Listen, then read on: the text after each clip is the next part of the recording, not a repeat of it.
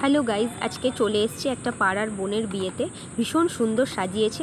তারপরে একটু নিজেকে ভিডিও করতে করতে হঠাৎ করে দেখি আমার বেস্ট ফ্রেন্ড, রিয়েলি আমি তো অবাক হয়ে গেছি। তো যাই হোক, দুই বান্ধবী আছি আর এদিকে গরম গরম চিকেন পকোড়া, এটা কি ছাড়া যায়? তো নিয়ে নিলাম চিকেন পকোড়া, দুজনে খেয়ে নিলাম। খাওয়ার পরে দুজনে মিলে একটু ভিডিও করব, এত সুন্দর সেজেছি আর ভিডিও করব না, এটা কি হতে পারে?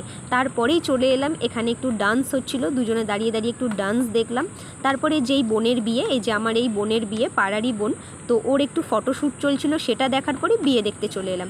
বিয়ে দেখতে দেখতে ভীষণ খিদে পেয়ে গেছে, মেনু কার্ড চলে এসছে, থালা চলে এসছে, তো খেতে বসে গেলাম।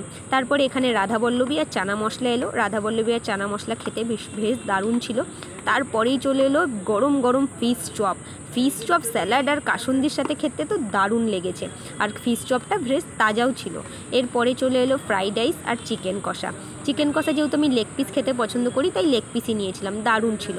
তারপরেই চলে এলো চাটনি আর পাঁপড়, পাঁপড়টাও ভালো ছিল। এরপরে রসগোল্লাটাও তাজা ছিল, রসগোল্লা খেয়ে নিলাম। তারপরে চলে এলো সন্দেশ, আইসক্রিম, তো সন্দেশটাও ভালো ছিল। এরপরে চলে এলো আইসক্রিম। চলো, আমাদের আজকের মতো ভিডিও এতটাই, টাটা।